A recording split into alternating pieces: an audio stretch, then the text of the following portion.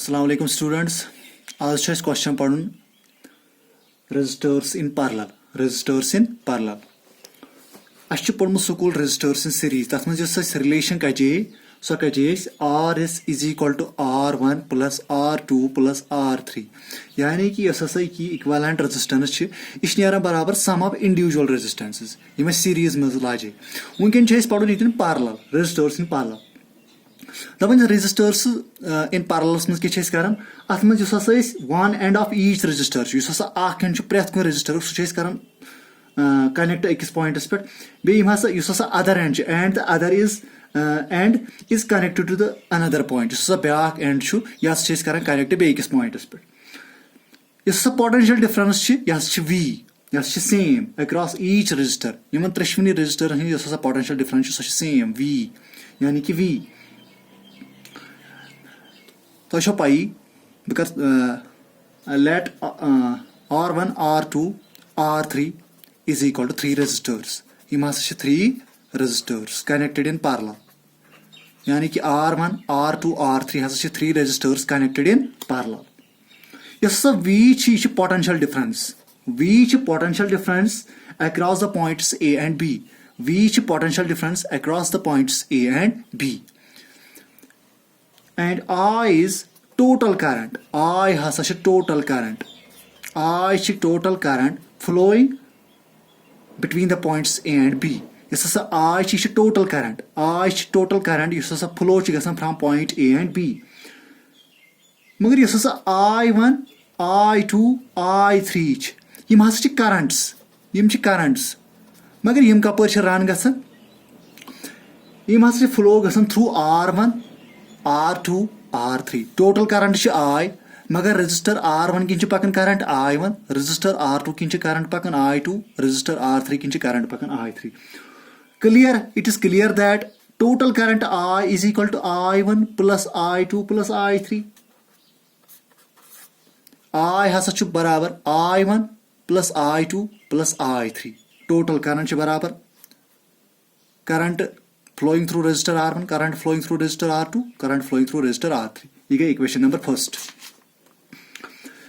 मगर यह potential difference across resistor R1 across resistor R2 across resistor R3 सह same यानी कि दैट इज V यानी कि सह same according to Ohm's law अगर वो तम साथ नेर बराबर I1 नेर तम साथ बराबर यस करंट फ्लो गसन अक्रॉस रेजिस्टर R1 अगर मे तक I1 value कड़न V by R1 सह बराबर ने V by R1 अस पई ओम्स लॉ अगर वो Ohm's law one potential difference is directly proportional to the Ohm's law states that the current flowing through a conductor is directly proportional to potential difference यानी कि V is equal to IR अरे भी इतना IS का value I is equal to V by R यह formula कर में कि इतना अप्लाई I1 कर में कि इतना वैल्यू I1 कर में इतना value I1 is equal to V by R1 इथे पट I2 अस कड़ वैल्यू V by R2 ये V क्या सेम लेखन यतन लिख में V यतन लिख में V यह पोटेंशियल डिफरेंस सेम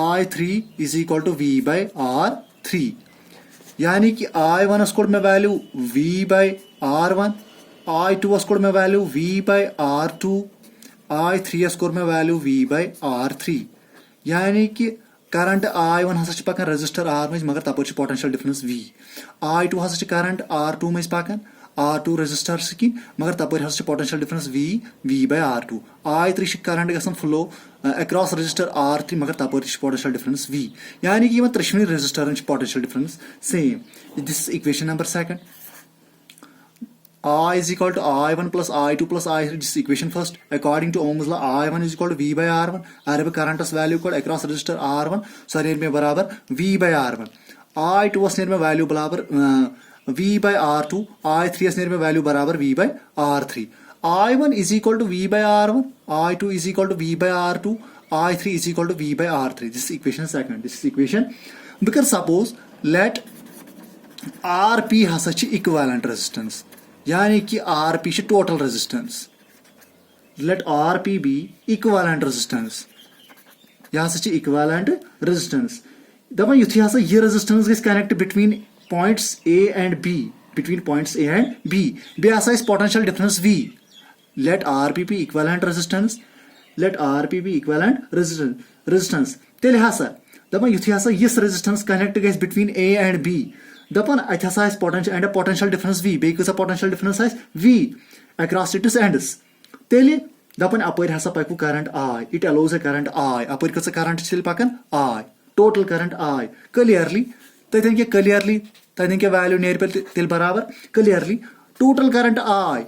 यानी कि पॉइंट ए पे पॉइंट बी करंट आई तथ नीर बराबर V by RP.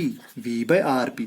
ये V by RP क्या दुख में V potential difference, RP equivalent resistance. ये क्या इक्विवेलेंट रेजिस्टेंस यानी कि total resistance. Total current I तेल नेर total current I is equal to V by RP यानी कि according to Ohm's law. This is equation third. This is equation third. इतन point तो याद थवन. ये क्या पॉइंट तो याद थवन. ये वोन मे let RP be equivalent resistance. बस वन RP total resistance. RP total resistance. आओ तो समझ यानी कि तेल हसा नेर I टोटल करंट नेर तेल बराबर V by RP. V by RP ये V के potential difference. This RP is equivalent resistance. This equivalent resistance.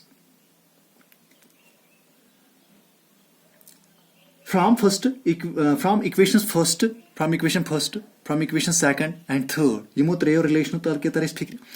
I is equal to I इसके वैल्यू. You see I की I, ये की I. I इसके वैल्यू. I इसने value V by RP. V by RP. ये V by RP लेखन भी येती. तो थे नजर रिलेशन फर्स्ट में I is equal to I1 plus I2 plus I3. This equation first. Relation second क्या में I1 is equal to V by R1, V by R1, I2 is equal to V by R2, I3 is equal to V by R3. This equation second. Relation third क्या में equation third सो में I is equal to V by RP. युथे भी त्रिशवनी equation नजर छस दिवन ये I मगर I क्या value V by RP बिलियक V by RP. I1 क्या value V by R1, V by R1 plus I2 क्या value V by R2 plus I3 क्या value V by R3. ये V कड़ कॉमन. ये V कड़ common. युथी में ये V code common अंदर कहीं बचो 1 by RP is equal to V कड़ ये कॉमन राइट हैंड साइड कड़ V कॉमन अत बचो अंदर कहीं 1 by R1 plus 1 by R2 plus 1 by R3. This V cancel. 1 by RP near बराबर 1 by R1 plus 1 by R2 plus 1 by R3. वो ये इक्वेशन तल यम तल क्या तो फिक्री. When a number of resistances are connected in parallel, युथी आप सब resistances कर connect parallels में. जब parallels में connect करें, the reciprocal of the resultant resistance, जो सर reciprocal का मुका resultant resistance है उनको, सुश नियरन बराबर sum of reciprocal of individual resistances. Sush नियरन बराबर sum of the reciprocal of individual resistance and smaller than any individual resistance. या सच smaller, कि resultant resistance such smaller any this individual resistances. मगर अगर इस नजर ताओ series parallel series resistance series में तक क्या काम गसन या सच resultant resistance सच greater than any individual resistance. ये नेरन smaller. ये क्या नेरन smaller. यानी कि 1 by RP बराबर 1 by R1 plus 1 by R2 plus 1 by R3. यानी कि reciprocal of this resultant resistance बराबर is equal to sum of the individual resistances. Sum of the reciprocal of the individual resistances and is smaller than any individual resistance. मैं hope तो ऐसी topic समझ आऊँ. Thank you so much.